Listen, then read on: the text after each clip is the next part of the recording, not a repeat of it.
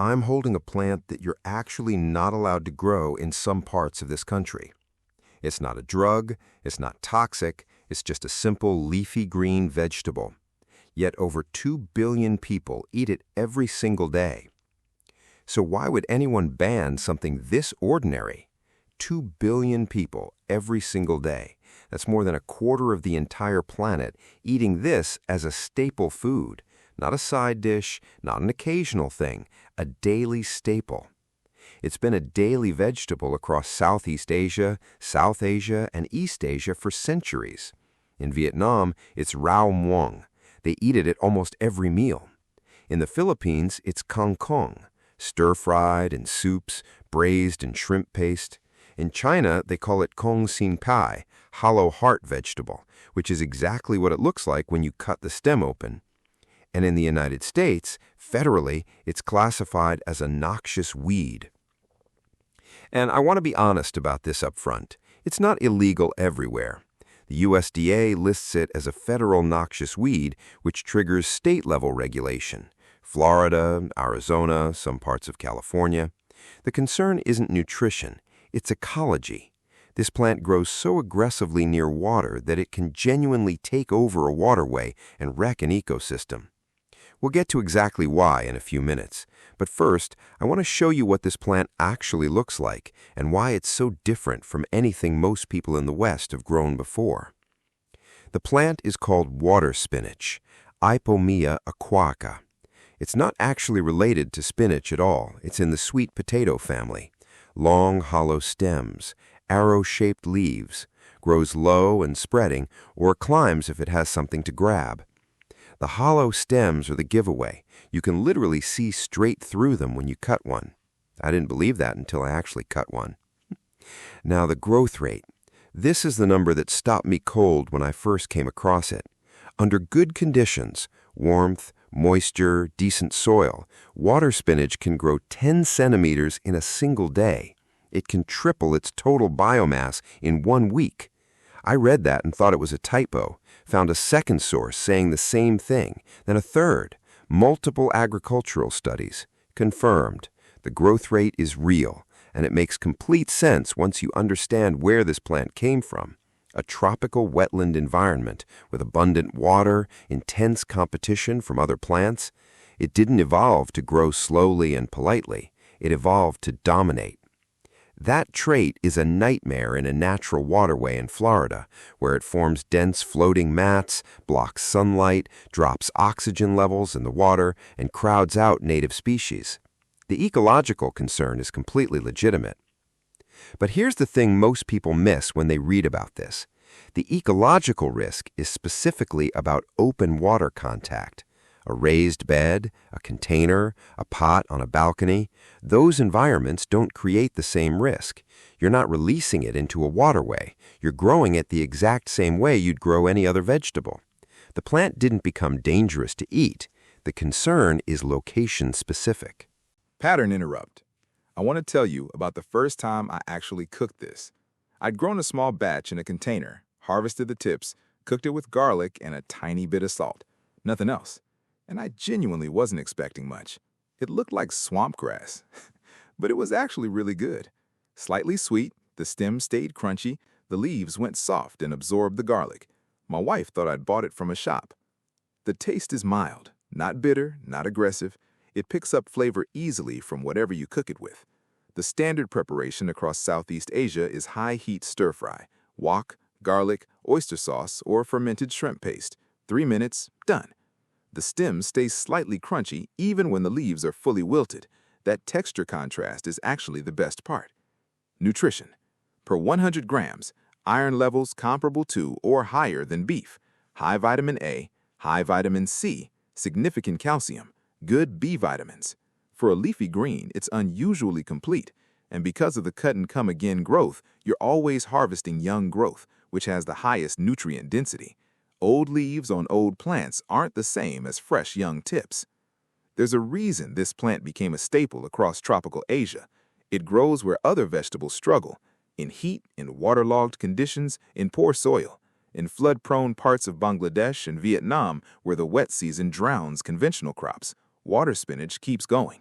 It's not just popular because it tastes good, it filled gaps that nothing else could fill. The iron comparison to beef is the one that trips people up most. Beef has about 2.6 milligrams of iron per 100 grams. Water spinach sits between 1.7 and 2.5 milligrams, depending on the variety and growing conditions.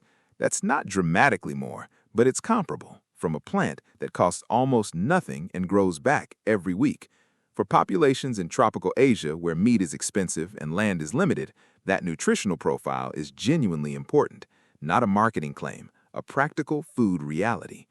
Have you heard of this plant before today? Drop it in the comments. I'm genuinely curious how many people grew up eating this versus people hearing the name for the first time right now. Growing it. Cuttings are faster and more reliable than seeds. Take a stem cutting 15 to 20 centimeters long, strip the lower leaves, stick it in water or directly into moist soil. Roots appear within a week, sometimes faster. It's one of the easiest plants to propagate I've worked with, genuinely hard to fail. Where to source it? Asian grocery stores in most mid-sized cities carry it fresh year-round. Buy a bunch, pick out the healthiest-looking stems, use those as your cuttings. You're getting propagation material for the price of a vegetable, usually under $1.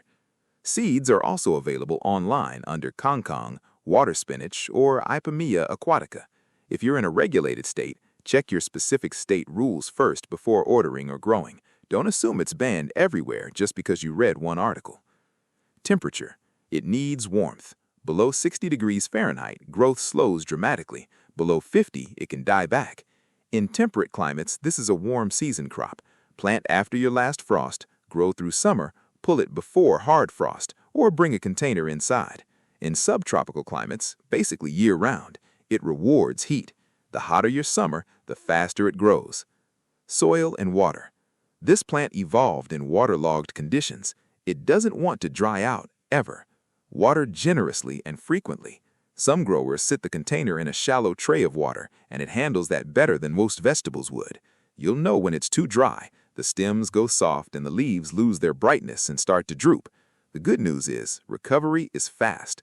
Water it, and within a few hours, it perks right back up like nothing happened. I've had it look almost dead in the afternoon and be completely fine the next morning. Don't panic, just water it. Harvesting. This is the best part. You don't pull the whole plant. You cut the top 15 to 20 centimeters of each stem. The plant responds by pushing 2 or 3 new shoots from every cut point. Every harvest you take literally creates more production points on the plant. The more you cut it, the bushier it gets, the more it produces. I harvested the same container every single week for 2 months straight. It was still producing well when cold weather finally ended the season. I have never had a vegetable give that kind of continuous return for that little effort. The aquatic growing method. Because it exists and it's worth knowing. Water spinach doesn't need soil at all. It grows in buckets of water, in hydroponic setups, floating in a large tub. Some households grow it in a bucket on the kitchen windsill year-round with zero soil and minimal cost. The roots just hang in water. I tried this in a 5-gallon bucket and it worked fine. Not the fastest method, but genuinely zero cost once you have the cutting. Fertilizer. Fast-growing leafy plants need nitrogen. A liquid nitrogen feed every 2 to 3 weeks keeps the growth rate up and the leaves dark green. Without it, the plant still grows, but slower, and the leaves go slightly yellow-green. Watch leaf color. That's your indicator.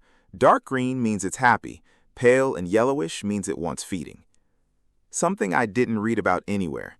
The smell when you're harvesting. Fresh water spinach tips have this very clean, slightly grassy smell. Nothing intense, nothing unpleasant.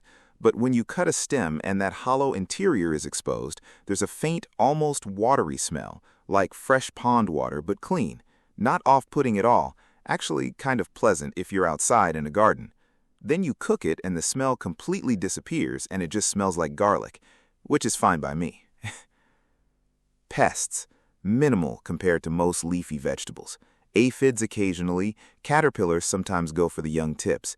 Neither is usually serious because the growth rate outpaces minor damage. I had caterpillar damage on a batch and the plant grew past it within a few days.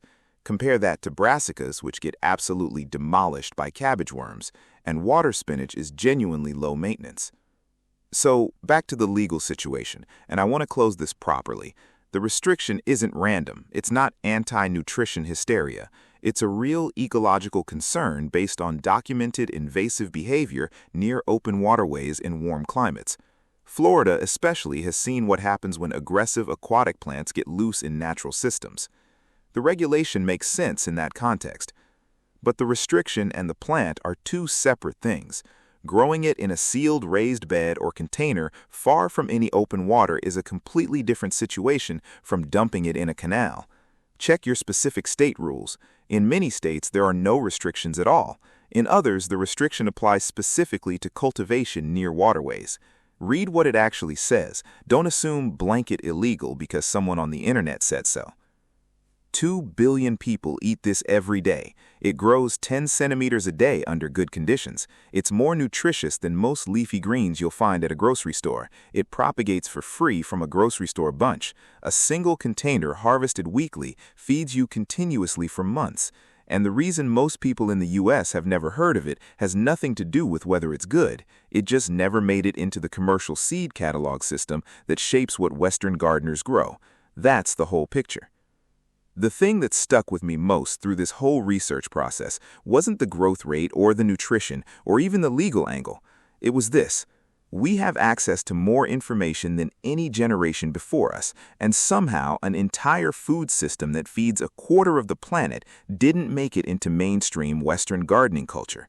Not because it doesn't work here, not because it's hard to grow, just because it wasn't promoted, wasn't sold in garden centers, wasn't on the seed packet walls at the hardware store.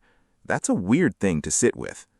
There's a whole category of crops like this, plants that feed enormous portions of the global population that almost never show up in Western gardening content. Moringa, one of the most nutritionally dense plants on Earth, grows like a weed in the right climate. Barely anyone here has heard of it. Bitter melon, eaten across Asia, Africa, and the Caribbean, grows in containers, produces heavily. Taro, a staple root crop for hundreds of millions of people. Drumstick tree, perea, each one has a story. Each one fits a different part of your garden and produces differently. I'm going to cover them one by one. Next video is already in the works, and it follows directly from this one. See you there.